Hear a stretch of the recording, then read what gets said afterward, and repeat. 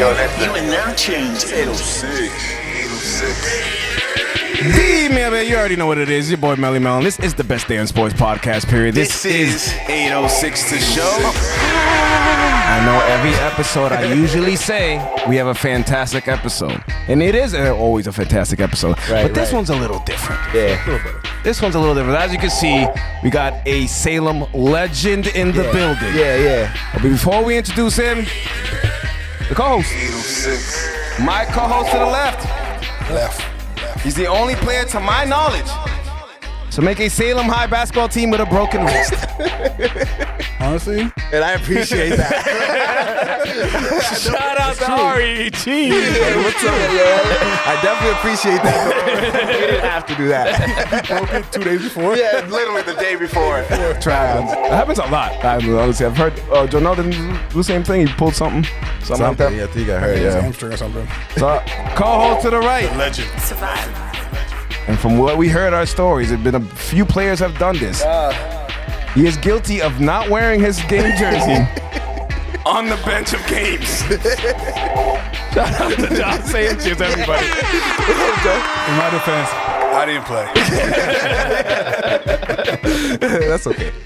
And our special guest, entering his 20th season as a head coach of the Salem High basketball team, with a record of 300 wins. Might be 301. I might got that off. Or 121 losses, and never missing the state tournament in his illustrious career. Make some noise for Coach Dole, everybody. Thank you for joining us, Coach. Thank you very much for having me. It's a pleasure and an honor to be here. Appreciate you. Appreciate you coming. So I mentioned Josh not wearing his jersey, and I'm curious to know how many players have you caught not having their uniform on? Gotta be honest, I never caught anyone. It's usually the assistant coaches. Definitely saw it on Happy Days way back in the day where the coach said, "Ralph, get in the game." He said, "Coach, I don't have my uniform on." Sorry, Coach. Yeah, so we've heard that Josh has done it, and apparently Christian, a younger brother, who I think he forgot his shoes. That was something like that. Yeah. So our family has not been well with our uniforms in our career, unfortunately. At least I had the shorts and stuff. I just had the jersey on. Where other teammate of mine had the wrong colors. We did have to replace some uniforms in the past. We definitely have had to do that, and I always bring an alternate on the road, and we always have one in the office at home for many unforeseen reasons. And some have been the random numbers. I won't use his name, but certain people have had to wear alternate numbers throughout the years because of either forgetfulness or that was a good one, is bringing the wrong color. We have a home game and they bring red. And it's we've worn white for 35 years straight at home, but I don't know. Oh, not in the warm-ups. That's kind of crazy. So you grew up in Salem, Coach. Yes, I did. My whole life. Born and raised? Born and raised. Like us. Yes. So let's start it off. Where did the love for basketball come from? So I grew up in a family where my father was an educator, was also a principal of the Saltonstall School, the Horace Mann South School, and then finished his career at the Bates School. So I grew up in the gym with my older brothers, and my older brothers are much older than I am. They're about my next youngest brother is about 10 years older than me. So they would always have their friends down the gyms. I spent a lot of time down Forest River Park. I grew up right near Salem State College. Good. And so I was always around the sport. My father played the sport as a Hall of Famer at Salem State as well. So I really spent a lot of time around it growing up, and really went to all the Salem High games as a young kid because my three brothers played for Salem High School as well. And so I grew up around a gym and really, really took to the game at a young age, and have been playing it or coaching it ever since. That's great. So Salem basketball royalty. Everything deeply rooted in Salem.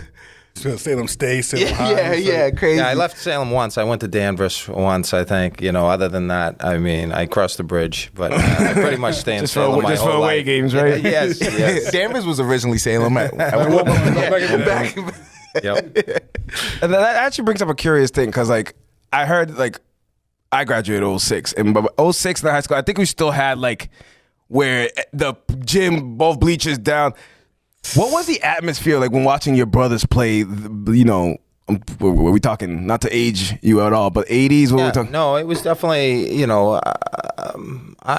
there was always the biggest gym around, Salem High, and they always had good crowds, and it's just such an incredible atmosphere. That field house is the best place to watch a game with that balcony, and so overall, it's been spectacular through the years, and then to play in that environment as well as a player, and then to continue on and come back and coach some of our bigger regular season games, and then our tournament games have been just spectacular atmospheres. Right. I actually remember watching a tape with June Brunson, and the field house was insanely like behind the backboard. There's people standing there, lines everywhere, everywhere. You can't see nothing but the fans. So that was the Bishop Fenwick State Tournament game when we were both Division II. Both had an excellent player. They had Casey Arena, which I think he went to the University of Maine, a Division I school, and we had Rick Brunson, who went on to Temple and then play in the pros. And it was a Sunday afternoon game, and I'll never forget, I got there like 3 hours before the game, and there was already people in the stands. Jeez. That's crazy. And then, like you just said, it was such a nice day in March. The doors were open. People were watching from the outside because the gym was overloaded. There was no fire laws going on that day. The stairs were all packed. There was no rows in the stands. Under the bleacher, under the balcony was packed. On the balcony was 5 deep. It was just such a amazing high school basketball game, and then we were able to pull away at the end, which was it made it all the better. Right. All right, so that's a nice segue. Let's go to your playing career, because most people, the younger generation, I don't think they realize how good of a player you were growing up. No, don't be humble. Sharp shooter. We Googled. We have Google, Coach. We some highlights. We seen a little bit. So, were you varsity straight up from freshman year? No, I was not. I a little closer to the mic, Coach. I'm sorry. I only played varsity as a junior and a senior. Was brought up my sophomore year towards the end of the year, but definitely progressed through the program at the freshman level, and then JV, and then 2 years on the varsity. And, but it was, I think all those years helped me grow and get better. Yeah. And who was your coach? Jack O'Brien was the varsity coach at the time. Wayne Hanscom was our freshman coach, and Jim Sylvia was our JV coach at the time. Okay. So, senior year. That's the state title run, correct? Junior year. And then, like you mentioned before, you had future Temple guard Rick Brunson on the team, who we want to congratulate for having the assistant coaching position at the New York Knicks. Coaching his son, which you have the pleasure of, and we'll get to that later. So just walk us a little bit through that season, because I think you got 1-2 losses, if my.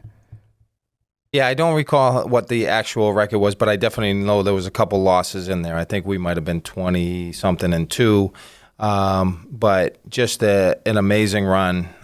He certainly was one of the best players in the state, if not the best player in the state, and we were very fortunate to be able to compliment him and give him enough support to go on and win a state title, which is very rare and very, very hard to do. And so it was definitely very special. And, it's something that I actually talked to him twice today. We're still friendly to this day. That's some of the beauty of high school basketball and high school sports in general is I still have a lot of relationships built with my teammates from then. And it's awesome. A bond that will forever be with us. And You know, he was a special player. He went on to be a McDonald's All-American and MVP of that game, and then went on and had a nice career at Temple, and then played 9 years in the pros, and currently is still in the pros as a assistant coach, like you said, of the New York Knicks. And me and my boys and my family certainly enjoy watching the Knicks because of his son as well, who's a Fantastic even better player. How do you compare the son to Rick?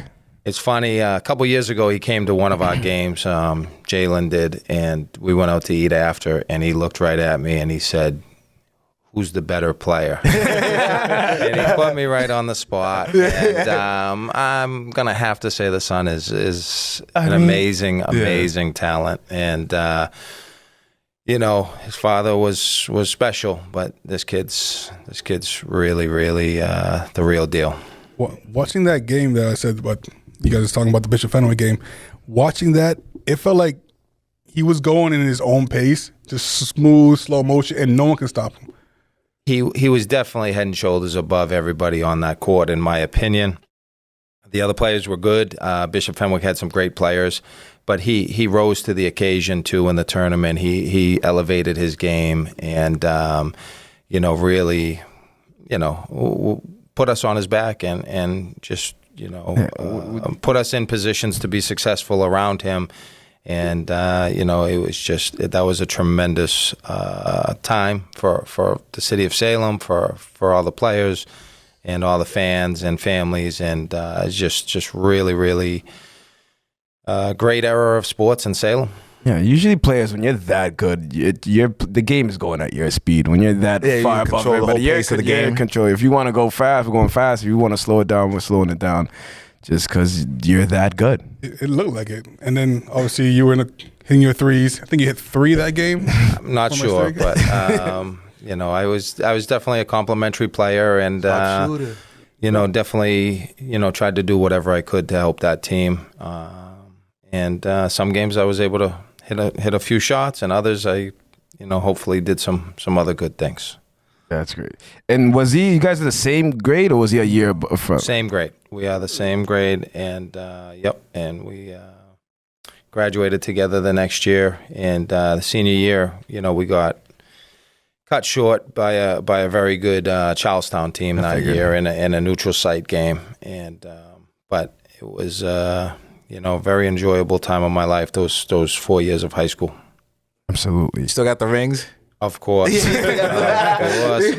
We got rings. We got watches from the city. We got free dinners. You know, we had a parade. It was that's awesome. a special time. Yes. And then it ended up at City Hall, and like the mayor spoke, and the coaches spoke, and the place was packed. It was really.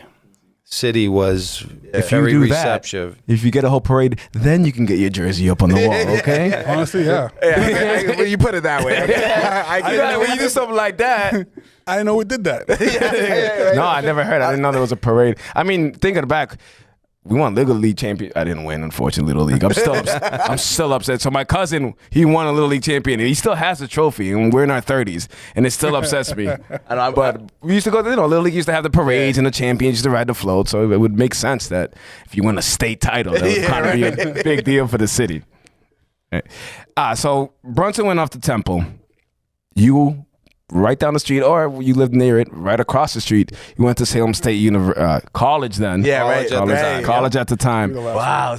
Was that the not your only choice? I'm sure you had other, but was it pretty done deal? Because your father did play at Salem State. Was that a done deal that you were going to go, or did you have other offers? So it's funny you ask. I went to Salem State and did not play basketball my freshman year. I was in my opinion, needed to mature. Salem State was excellent at the time, and so I actually chose not to try out, and went to school, got my academics right, and then played in a lot of men's leagues and really found out how much I missed and loved playing competitively, and my body matured, and I went back the next year and was fortunate enough to make the team, and I had in my opinion, another 4 excellent years of basketball playing under Jim Todd at Salem State. And we asked earlier what the atmosphere was at Salem High games. Was it a similar atmosphere at the college level? Some games, because we were very successful at the college. So as you go on and you get to the bigger games and the MASCAC tournament games and NCAA tournament games, those games were the very, very similar atmosphere and Salem State's not as big a gym, so it's definitely more people in there, good atmosphere. I didn't even realize that Salem High is a bigger gym than Salem State. Now thinking about it, right? Size-wise, yeah. Salem High is probably better than most Division III size gyms anyway. Yeah. I mean, if it had a wood floor, it would be next level. We were so close. And we've been working on it, and it's still a thought up there. So slippery. If anyone's listening and has $200,000 to donate, we will gladly take it. I remember we got the newer. The new rubber. Yeah, the new rubber. It was my senior year, right? So, and we're like, why don't we get hardwood? It's like, it was too much money, and this looks nice. I was like, yeah, okay. I did not have a say in that at all. We did push. John Fortunato was the girls' coach at the time, and myself, and we pushed for a wood floor, and you see how much power I have. So it was just the maintenance part. It was too expensive. That's what it is, I think. Yep. Yeah, probably. So, Salem State, you played 4 years. Let's look at some stats. Let's look at some statistics. Best shooter of all time. I really appreciate shooters as a shooter. Oh my God, he's. So we have the big. Just a segue. We have the big argument because Josh is a fan of the physical, like the LeBrons and the Amari Stoudemire's and the Greek freak and the Dennis freak athlete, Rodman. just the athletic guys. I love athletes. Ariel is more like Great skills, Kobe, shooters. Kyrie, Ray Allen, players like Jordan, yeah. Tracy McGrady. And it's funny how different, but so that's why he appreciates more the shooting side. So shooters. Let's see some stats. Division III Northeast All-American team, 95. Look at 95, Jesus Christ. I am old. That's all right. So 95, wasn't Christian was born? That was when Christian was born. That's crazy. Christian was on the team, right? One of the nation's top 3-point shooters. 20.3 points per game his senior season. Do you even how do I put this? Dude, do you remember your stats? Dude, do you even sit back and think like, I was a hell of a shooter at Salem State with the numbers. It's funny you say that because the pandemic brought out a unique situation where my brother and my sister and her husband and my brother-in-law all converted my VHSs to they're not posted on YouTube, but they're all digital links now. So I was able to watch some of my games, and we're gonna have to get that. I was okay. I did okay some games, and I certainly brought back some great memories, and was able to relive some of those moments during the pandemic, and it got me through some of those days in quarantine. Right. I remember a quote you told us was, I was okay at basketball in high school, but I became great in college. I definitely matured and really figured out the game and as a college player, and had in my opinion, a better college career than I did a high school career. I believe you guys won two conference championships, I believe. I want to say 3 because I think we went to the NCAA tournament 3 out of 4 years. Okay. And so we did get upset, and it was an upset the other year. We should have, we were expected to win all 4. We did have some very talented teams at Salem State, and it was definitely making that NCAA tournament was the goal every year. Yeah. And how was that experience? Because we're big. a gigantic. Everybody knows I'm a Duke fan.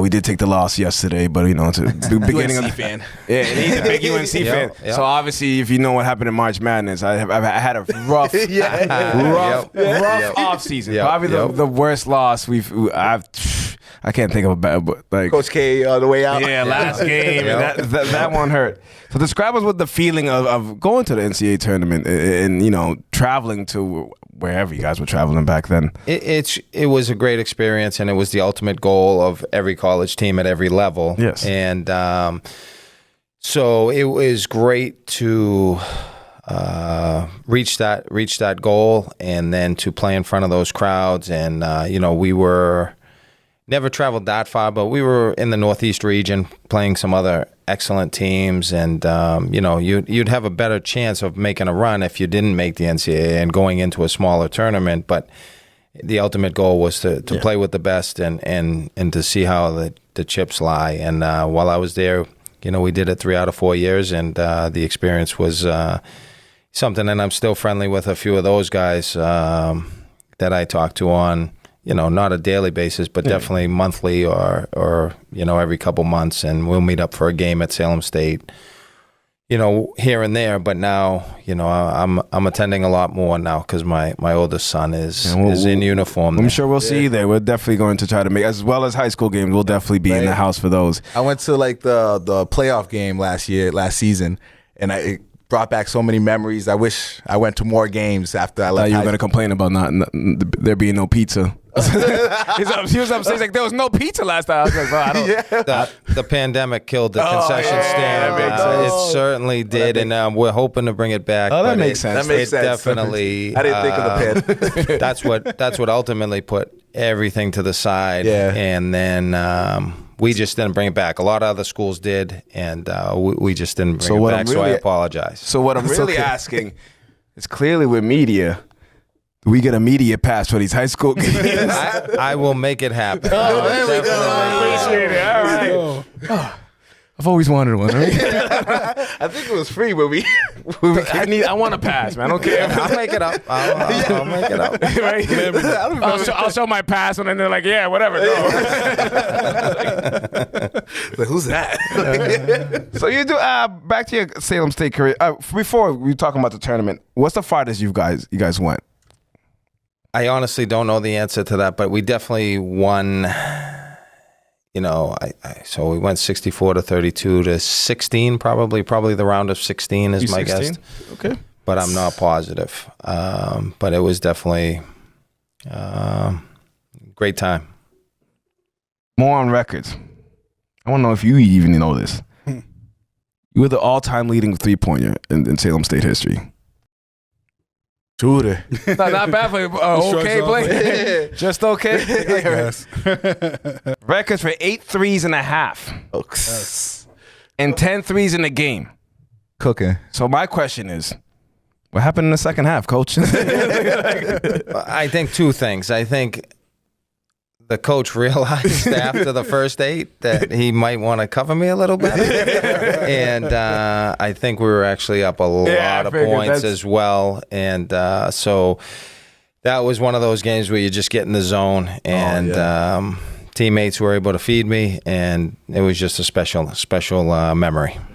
I'm sure Josh has some stats. I can see a lot of commas and years. So Josh, if you want to roll up anything, Josh is a big Google guy. Big Google. So you hit 305 threes. That's three number one in 110 games, which is played every single game your whole college career. Oh, we did. That is something I am very proud of. That I did enter into. To my recollection, every single game, and since my freshman year, and that freshman year team was loaded, was very good, and there were some games I didn't play a lot, but I was on the floor for every game. That's huge, and all 4 years, and it was something I was glad that my coach had confidence in me and helped build my confidence up so that I became the player I was. And God bless, no injuries. Right? I had one minor injury that almost kept me out of a game with a hyperextended knee, and they wanted to keep me out. And, I remember, ice, take some of those leave or whatever and deal with it after the game. But I'm playing regardless. There was one game. That was actually in California. Oh, really? I was out we played a Division I team out in California and had it was over Thanksgiving. The coach set up a nice trip. It was a friend of his was the Division I coach, and we went out there and had Thanksgiving dinner in the Newport Beach area. Played UCal, Irvine, Awesome. Yeah, right. and then went to Disneyland as well. So we made a great trip. It was spectacular. Did you get the W? No, I didn't think so. I didn't think so. I want to say we weren't even within 40, but it was quite experience. Yeah, you average field goal percentage was 44% from three. Jesus. So you're the 13th all time in percentage, and that's insane. Yeah, I didn't know that. I did not know that. We do our work here. As the years go on, obviously, as more people start jumping you in that, but it was like maybe 3 guys that are new. So it's like that. Those stats stayed the test of time. That actually brings up a point, because the LeBron about to pass Kareem, and then Kareem not being happy about his record being passed. Does that 3-point record matter to you? How would you feel if someone passed it? Would you just be congratulated? Or would you be like, damn, you have to congratulate him. No, of course, out of respect, but in the back of your head, you're just like, damn, I kind of wish I heard. Yeah, obviously you want to live on forever and be up there, but I honestly didn't even know about it. But it's definitely something where the good news is it brings it back to light too. Yes. When someone passes or someone approaches you. And it brings your name back to relevance. And, records are made to be broken. And some of them last a long, long time. And some of them, are only short-lived. But, it's definitely, something. I mean, LeBron's special player. And as long as he stays healthy, is going to pass. Right. Oh, healthy. But thing about that makes yours so much, to me, at least to me, makes him up there. It's that you're shooting at a time that 3 points aren't common.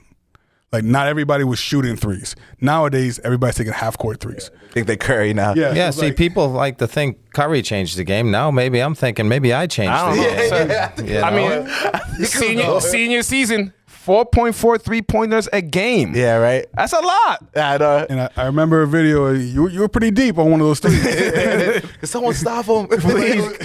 The funny thing is, if I remember correctly, you weren't in the frame. So it's like you walked in, shot it, you don't see the basket. I was like, you're a little deep. You just trot back. Clearly he made it. Well, I didn't have the quickest feet, so I would just move back and just try to get further back so they didn't think I was going to shoot it. And some of them went in. Yeah, don't have that range. Range, yeah. So we're gonna change that narrative here. Though you were the guy who changed the game when it comes to 3-point. All these kids chucking now. I love it. Absolutely, I know. Even when Jacob was oh my god, it annoys me when I see kids just using all their might just to shoot it from 3. I'm The first thing they do, they get on the court. Everyone just starts with the 3. So I had a rule with my son when we played around. He doesn't take it as serious as I would want, but it is, can't. You know what I mean? I can't choose. Whatever he wants to do, I'll support him either way. But I said, I don't want you shooting a 3. You got to make 5 layups in a row before you shoot a 3. And one day we were out there for an hour and a half, and I was like, "You see, look." That's what I still to this day when I get on the court, I take my lowest jump shots. And work your way back. Start off close, real close, and then back up. I feel like the mid-range game is dead. I won't say dead. It's still though. I love it still, but it's just not focused on at all. You're either driving to the basket and one and layups, or you're chucking deep threes. Yeah, not even at the line. You're deep for threes. I know, right? Oh, it is. It is. The game has definitely changed, and it's exciting, but it is definitely you had a layup and you just threw it out 27 feet to some guy that's fading away in the corner, but that's infuriating. It's a highlight. Cool if you make it. Yep. And you've seen it happen in coaching too. Probably all the kids, the whole game changing in front of you. Even our years was a lot of 3 points from ours. And that's an amazing segue, Adiel. This is why you're one of my favorite co-hosts that I have. One? Let's go right into your coaching career, Coach. How did it start? Was it always, did you begin? Actually, I don't know if you remember this. You were that his assistant gym teacher. I don't know what that's called. Co-gym teacher. Federal Street School. Do you remember? I remember. I was a part-time physical education teacher at that was Federal my, I think that was Street. my Yes. introduction to So coach. funny because I remember you coming into Miss Harrington's class. Yes. I was in kindergarten. Wow. Young Doyle. Yup. That was either when I was fresh out of college or still in college. I was definitely working part-time at the Federal Street School. Classic. I love the I know. Yeah, right. It's funny because it's a small fraternity because the school closed so early Yeah, that right. there's only some of us who even went there. It's Federal Street ended up going to Bowditch, and even that closed down. I know that's so like, true. both my so we're schools just are like gone. there's only like a tight group Lives of on, like lives on in our memories. the Federal Street Bowditch people. So did you did you start your coaching career? Did it start at Salem High? Did you make a stop before then, or It's funny you ask. I started as a girls' assistant coach under Dennis Skeetis, and I will never forget, we were at a football game at Salem High School watching, and I was a new teacher, and I had to go for my master's, and had a lot going on, and Dennis came up to me and said, I'd really like you to help me with the girls' basketball program. And honestly, at the time, I wasn't focused on coaching, didn't even give it much thought. I was fresh out of school. And he was persistent, and I'm glad he was. And so I started off as, I think, the JV girls basketball coach. can you give us a year? Am I testing you? You're testing me, but I'm going to guess in the 97, 98, 99. And I was very fortunate. One of my coworkers, John Orion, was one of the star players back then. And we had some amazing talent on the girls' basketball team. And I was fortunate enough to learn under Dennis and have some very competitive teams on the girls' team. Made the state finals one year. And then so I think I was probably there. You're probably right. Probably 98, 99. And then I was there through 2003. And then the boys' job opened right before the season. And The rest is history. been there since 2003, 2004. Look at you. You're like LeBron right now. Wow, it's my funny. You've had the same. Yeah, it's the same career. When he came in, you came in. Yep. Look at that. Wow. Similar paths. Right? Not similar bank accounts. No, I wish. Oh, billionaire We all LeBron James. All right, so I'm testing you because my year is 06. And that's actually, let's talk, because the team we'll move back a couple years. The team you inherited was an amazing team. If I can remember, Yes. that's Frazier, that's Eric Grozick, Pat Shea, Pat O. How was it? Because these guys, they started with what was the other coach you could replace? Wayne Hanscom. Wayne, yeah. Yep. How was that first year of like, all right, now gaining the trust of players who are at that point good players? Because Eric Grozick, Danny Frazier are 2,000-point scorers. Absolutely. So how was that gaining their confidence? And pretty much, how was your first year of being, First year ended up being great. I was very nervous going in, and it was a tough situation where they were a team that was established. They played together as freshmen, played together as sophomores, got increasingly better each of their first 2 years, and were expected to have a solid year as juniors. And I'll never forget the first game. We went over to Marblehead, and I think we were up 25 or 30 points at half. And Marblehead ended up cutting it to about 2, I think, late in the game. And I think if we were not able to hold it off, I know some of those guys hit some key shots late in the game. The career path might have been a lot different. And, but we were able to hold them off, and then we were able to win 20 games that year. And it was certainly a pleasure, and I am still friendly with a lot of those guys. We're in a group chat, and I've shared a lot of the videos with some of the former players because my sister and her husband and my brother were able to convert a lot of any game tape that I had to a YouTube link as well. Wow. And so we've stayed in touch, and it's funny, as recent as yesterday, Pat Shea came to an open gym and helped trying to educate some of our young future players.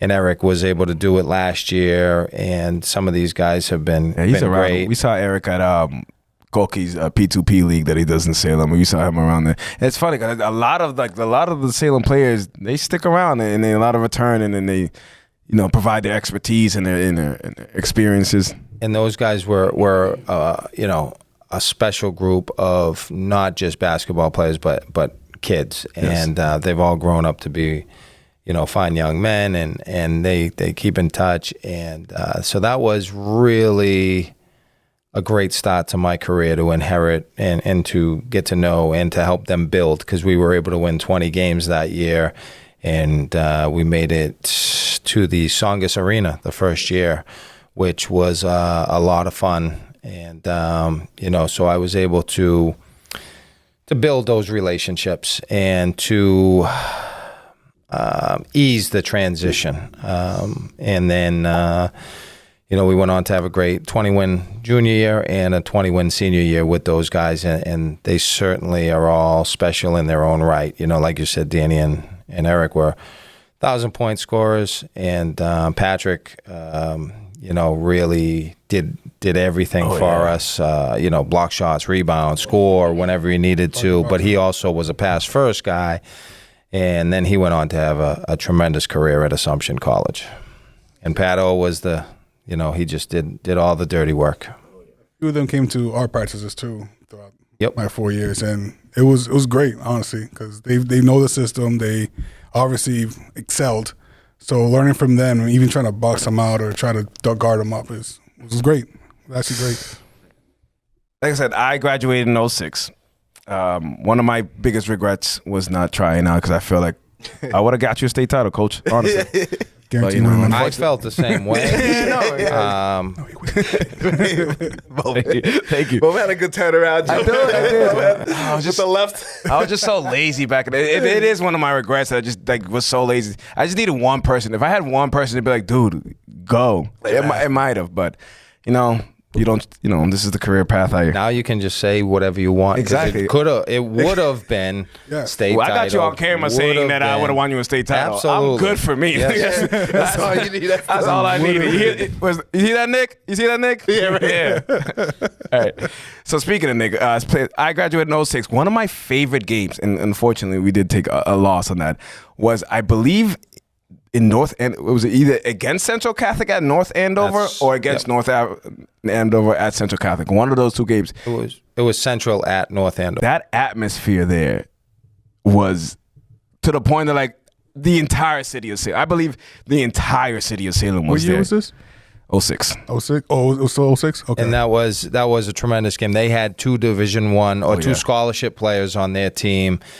North Andover's gym was brand new and a beautiful facility. And we went up there and really battled. I mean, we got down big early and we came back. And Hanson. I think Hanson had went 5 off. threes. Yes, he went off. He's one of my And, favorite Salem. And, shooter. and he went off, brought us back. I think we tied it up late in the game, and unfortunately, like you said, we did take the L. But what a fight that was, and like you said, the atmosphere and the support through the city of Salem through the years has just been spectacular.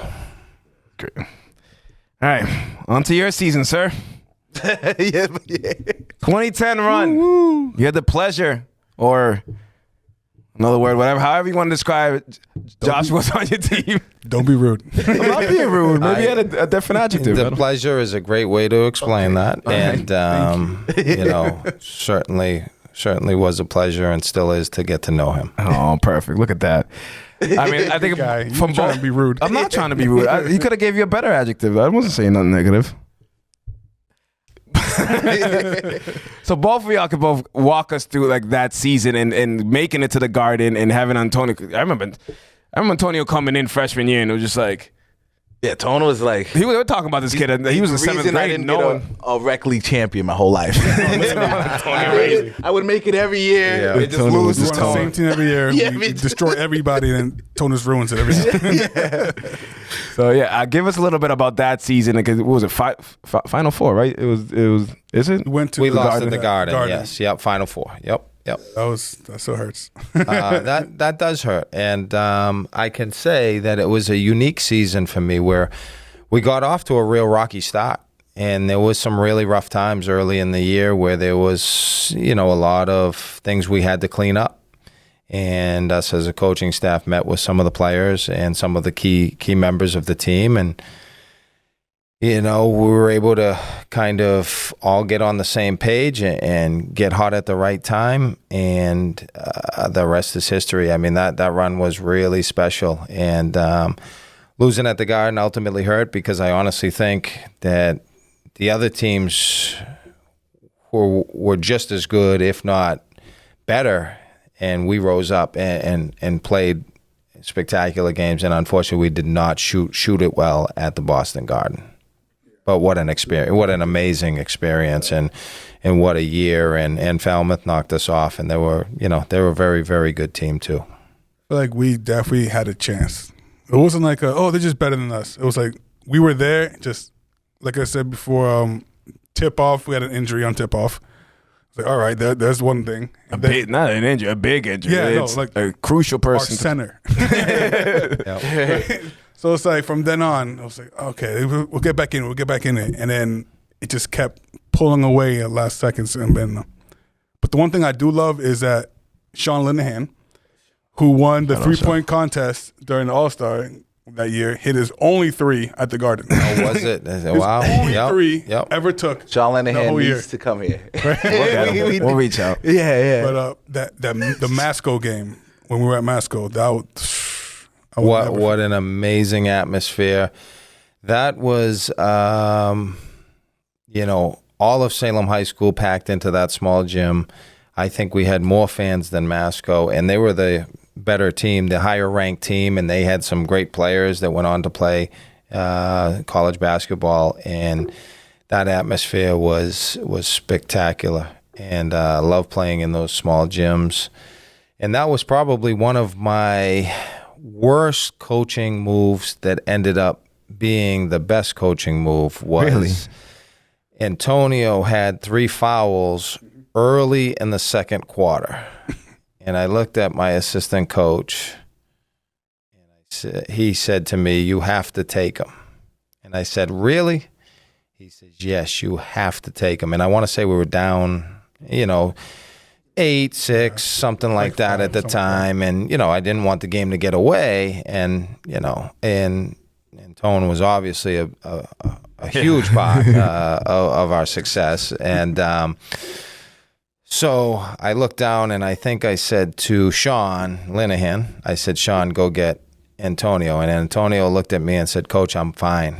And I said, "All right, go get DMAC." And, 40 points later, 12 rebounds, and 10 assists, and we win by 4.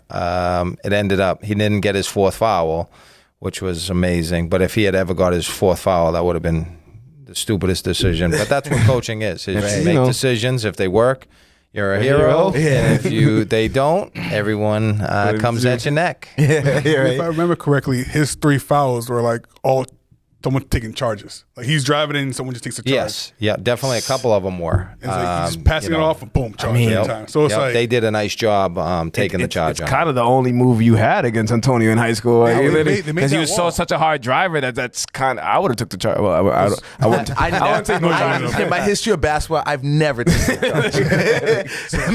Everyone has a role on the team, My last wouldn't be that. charge attempt was versus Nerlens Noel. Oh yeah. And this was he's a freshman or something like that on Everett. Yep. And he took off from so far. I'm like, no, not happening. So I just took a try. He hit me right in my solar plexus.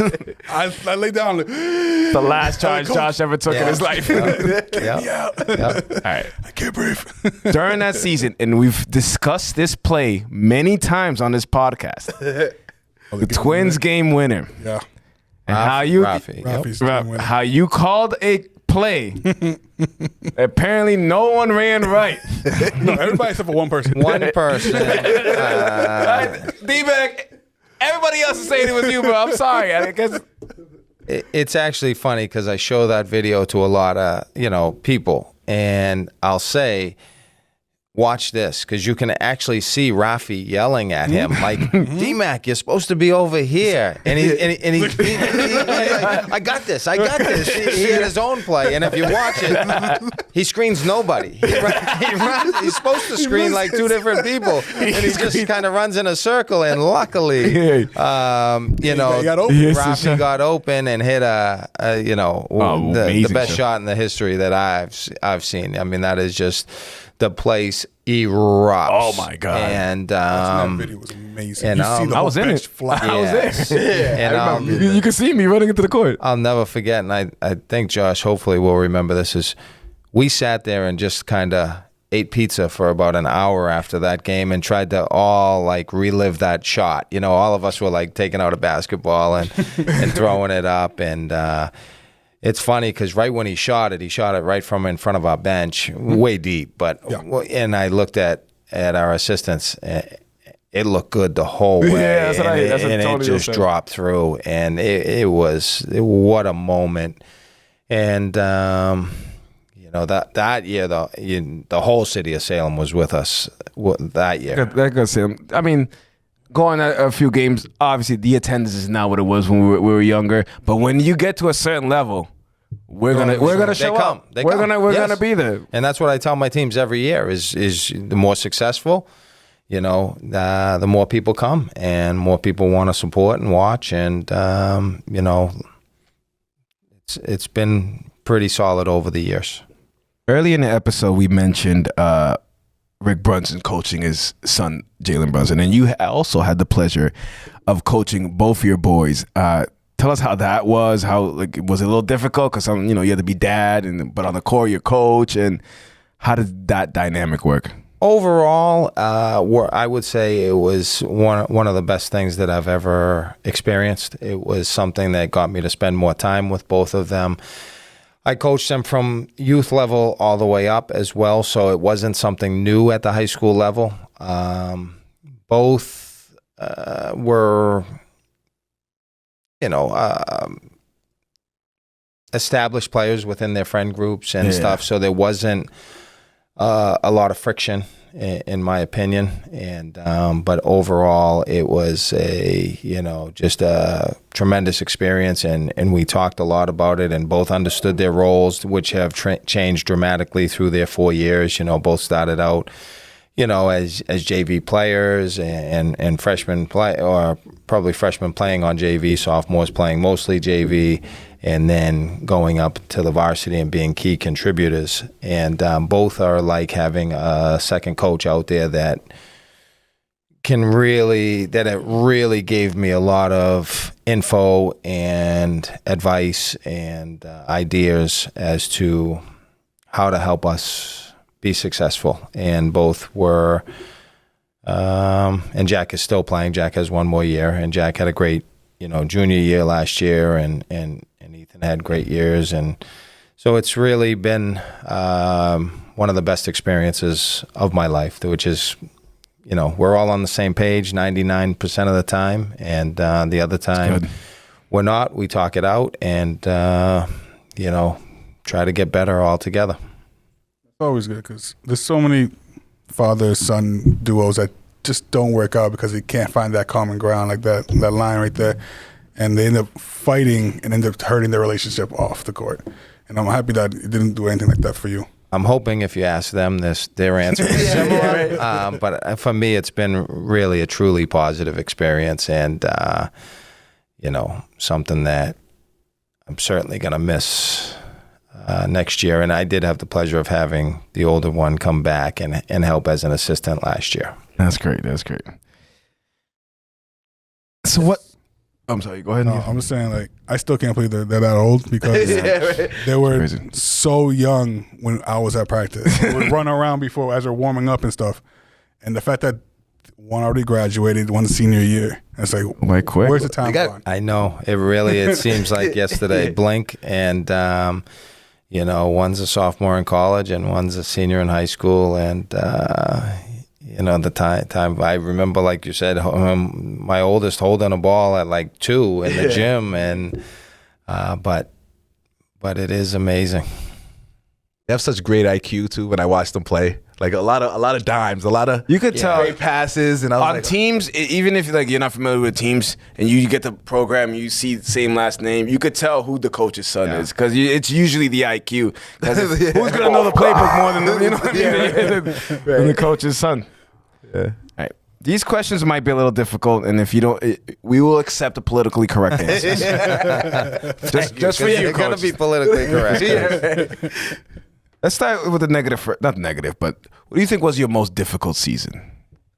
So, the most difficult season for me was, the year my father passed. My father was a big influence on me growing up, being part of basketball, being part of an educator.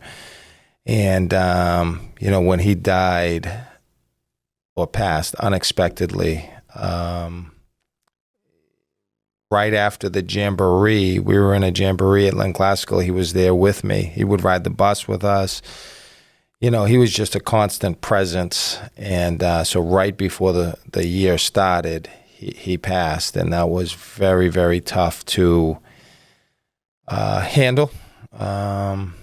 And then we started out the year too. I didn't coach the first couple of games, but we lost. I think we were 0-3 to start the year, and I did come back on the bench for one of the losses, and didn't know how that season would turn out. And I think we ended up 15-5, and had a great run to finish the year. And the kids were really supportive, and everyone was really supportive of the situation. And my assistant coaches stepped up and were amazing.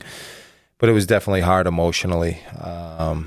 Coaching that year because he was a big part of Salem basketball. Of course. When my brothers were there, and even after doing he was a historian. He would do the history, have all the 1,000-point scorers, records, and so that I would say that was my toughest year. Real quick, and I don't know how I even remember this. It just kind of flashed in my back ahead. I heard that your brother never missed a free throw. So he had, and I don't know if it's still there, but he had, I want to say, at least 50 in a row in a game. Jeez. And that was one of the state records at the time. So he made 50 in a row during competition. Which is, I know people think it's a free throw. It's a lot harder than you think. No, right. And, Still missing. especially, during competition. So yes, my oldest brother, John Fox, was definitely, he definitely missed, but I don't know. It was a long stretch. I think I remember it. Maybe it was one of those folk stories, those myths, like, Doe's brother never missed a free throw in his life. Probably one of those. You know what? We're just gonna pretend that he did. I don't know if Josh has these stats. For what? All-time Salem High. I believe if it's not your father right above you, or I think you guys are. It's that's at Salem State. Salem State. He didn't play at Salem High. Oh, okay. He was a college player, but not a high school player. At Salem State. So I'm pretty sure he's above. Right? Josh, am I right? Does he have more points than he has you? more? He has 1480, and you have 1440. I think. I know he was right above me. That's where I'm leading it. Was there ever any little 20 more points? You could have had me. No, definitely never happened. My father was very, very low key, very mild. He would have wanted me to certainly shatter that if I could, and but I'm definitely happy to be in the same That's dope. company as him. That's dope. Did you even know you were close? I didn't at the time. I don't believe, because things weren't as available as they are now. All the numbers and all those things. Josh gave you an exact figure. No, it's amazing now. It really is that everything is so readily available. All right. Like that when we were in high school. Like it was just starting. Right. That is my. I'll throw it in the universe, but the problem is when you say something on a podcast, people hold it to you. So I said, I made a mistake, because I'm still going to do it. I said I was going to make a top 25 Salem High players of all, not of all time, I think from 90 on. Yeah. And I just said one of, when you just tweet something, and I'm weeks later, yo, so when's that top 25? I'm like, oh man, so now I have to do that. So I have to be careful what I say on here now. But my goal is to literally have a website that just has all North Shore sports and have a detail. If you want to know how much Josh is averaging his senior year, you could just go and look it I up don't know and that. have that's Don't look that's that the up. goal. I just use you as an Don't look example. that up, please. No, I'm just saying. You don't have to look that up. I'm just saying using the example. All right. And did you have a favorite season? Is it the one that you went the farthest, or is it? I know it's a difficult that question. season was, they're all. I've really truly enjoyed most of the experience. It really has been a great ride, and that certainly there was nothing like that run in the playoffs.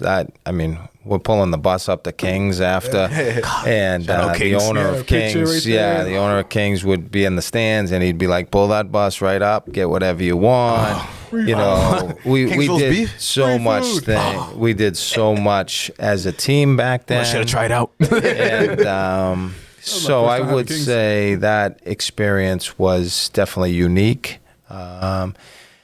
Definitely last year was fun too, having one son on the bench with me and one son playing and starting, and on a successful team that was 18-4. But those first couple of years with Patrick, Eric, Danny, that whole crew were. I really don't think I've had a bad year. So I want to say they're all enjoyable. And the one thing I've been very fortunate through the years is I've had a lot of great kids and a lot of talent. But I mean, even better kids that I've had the pleasure of building relationships with and hopefully helping them move on to Like I said to in the better intro, things. never missed a tournament one time. Not once.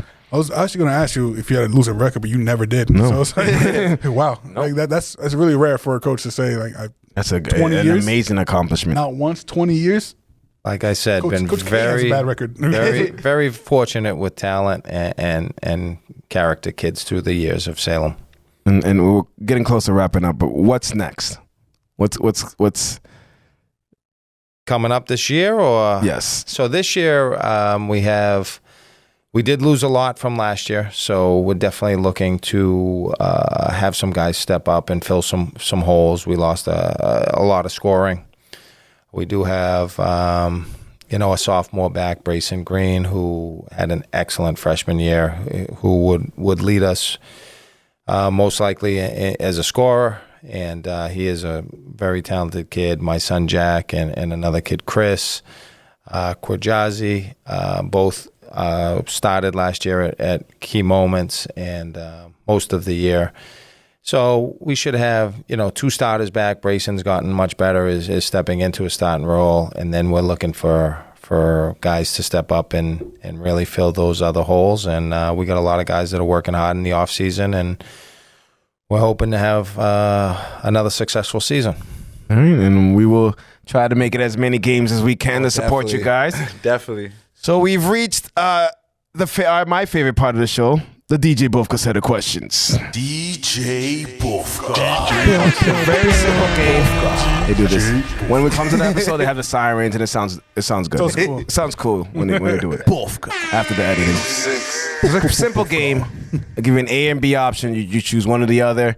We're gonna allow you, if you want to be politically correct, we'll let it slide. But I think I've been pretty nice with these questions. I didn't give you any. There might be one hardball there. Just red pill, blue pill. Just Pretty simple. very simple.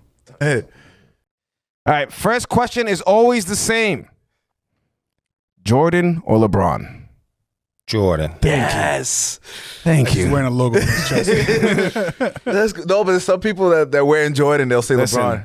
the only one that surprised me, and you might need to speak to him, your man Antonio picked LeBron, and it's just If you I look just- at his style of play, I get it, but it's makes just like sense. Similar. Yep. It makes Yep. sense. Yep. you would think it's the younger generation, but that one did surprise. That one stuck out. It surprised me. Like, jeez. And he doubled down 'cause he's on here twice, and he said it again. So he's great. We'll have him back. He's great on here. Right.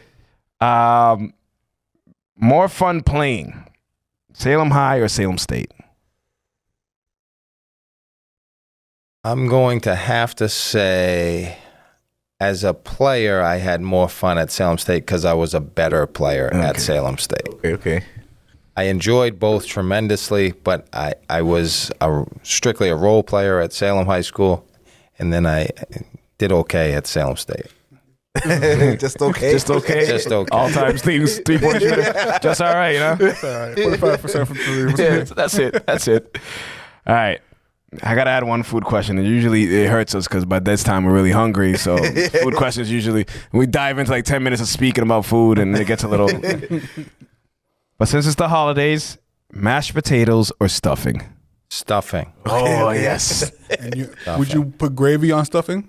Definitely. There we go. See, I don't think I could have one without the other.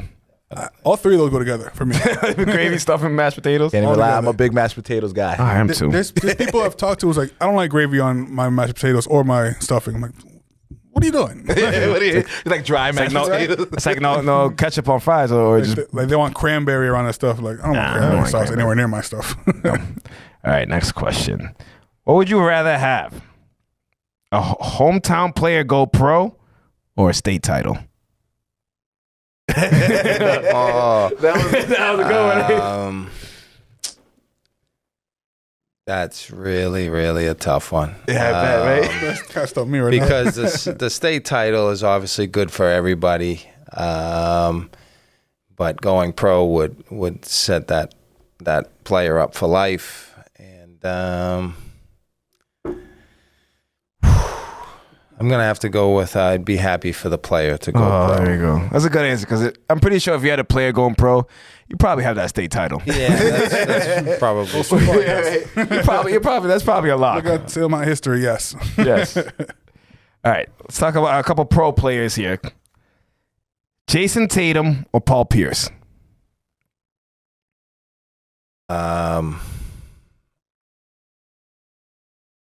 I'm gonna say I like Tatum. I'm gonna go Tatum. Yes. I would too. Pierce was special, but Tatum is quite the athlete, quite the player.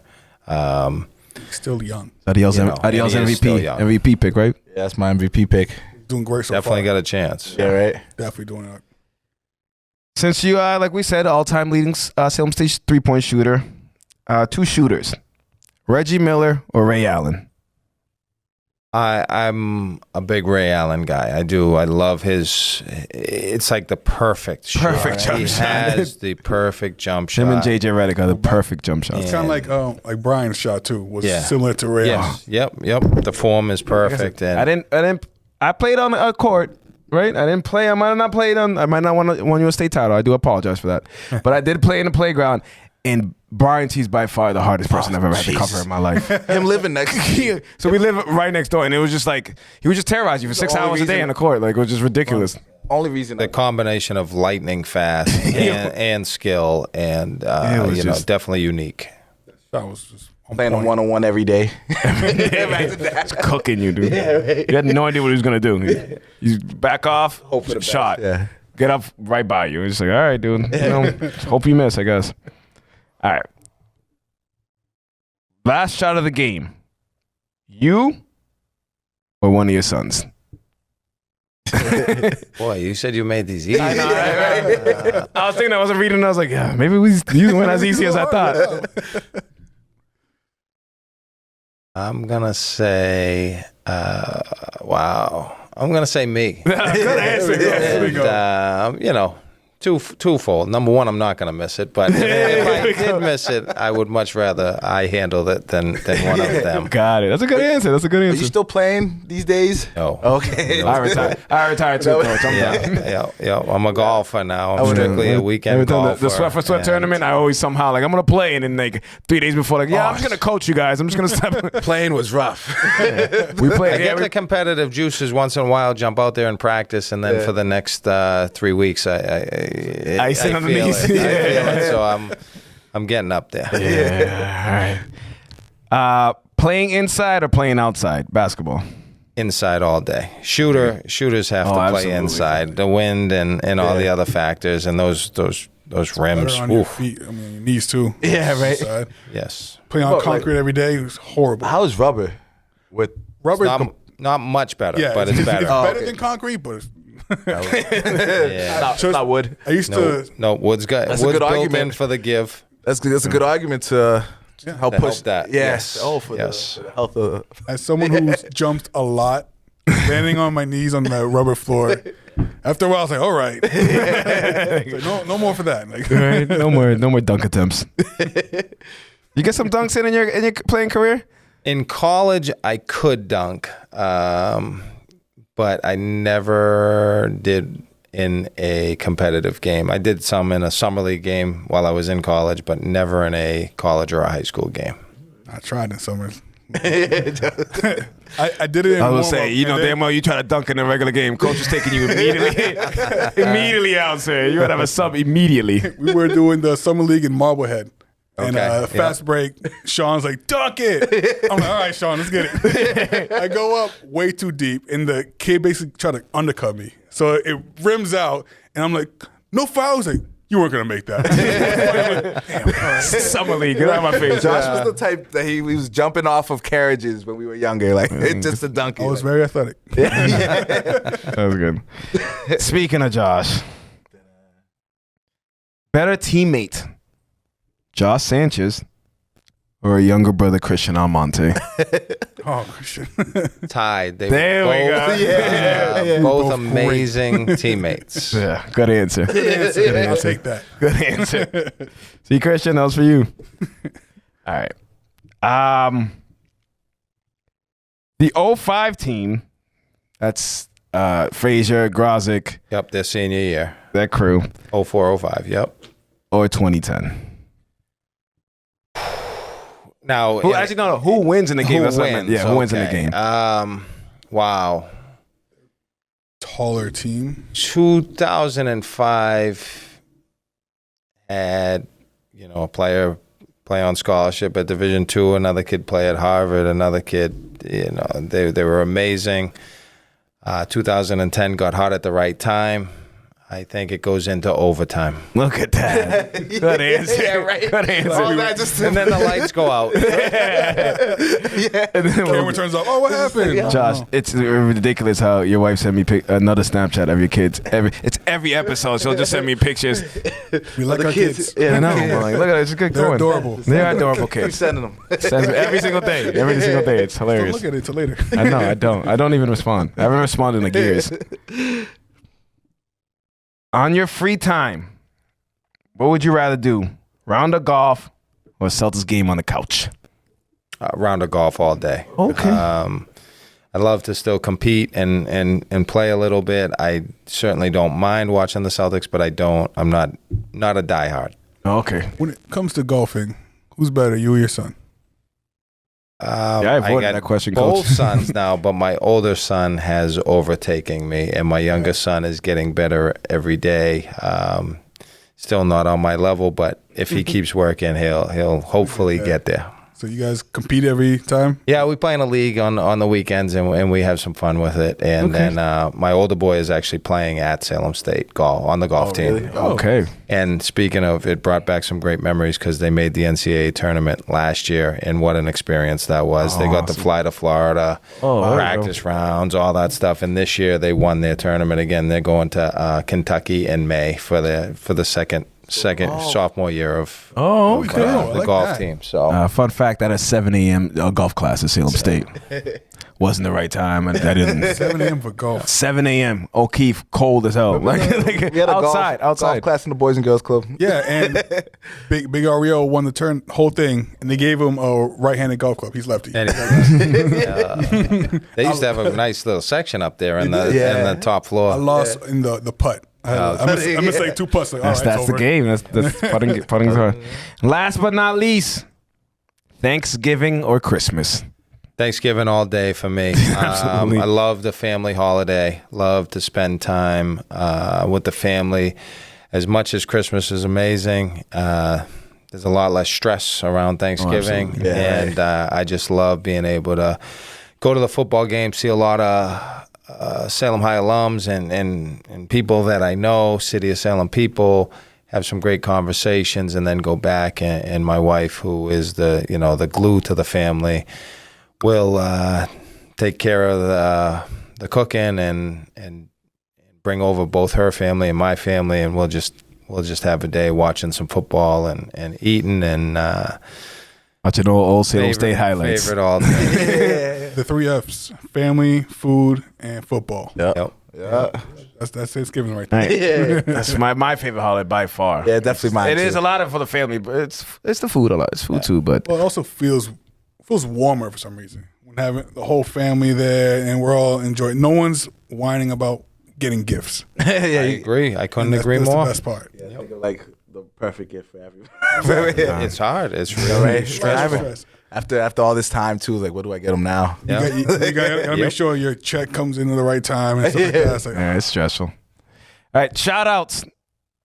Shout out Vibe. Shout out Vibe. Shout out Nerd Gods for their first episode. Come out, an amazing episode. Right. shout out Salem High. Salem High Basketball. We will be there with my new press pass. Yeah, the media. I won't be. Media pass. Oh, no. Let me fight. No. Coach said I have a press pass.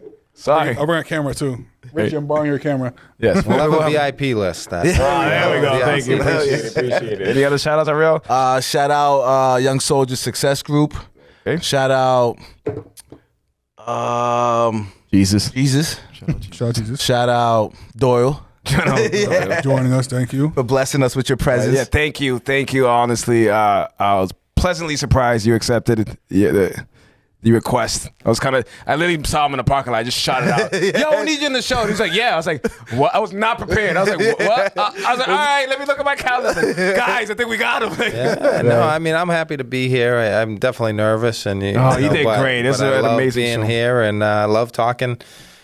Something that's been a big part of my life, and I appreciate you guys having me. All right, well, thank you for joining us. Thank you. Co-host Ariel, co-host Sanchez. I'm your boy Melly Mel. We'll see y'all next week. Thank y'all, everybody. Have a good night. Take that. Fire. 806 The Show is a proud member of the Vibe Entertainment family, so make sure you follow us on Spotify and Apple Podcasts, as well as Facebook and the Gram. Leave us some comments, hit us with some likes, show us some love. You already know. It's 806 The Show. 806 The Show, yeah. Take that. 806 The Show.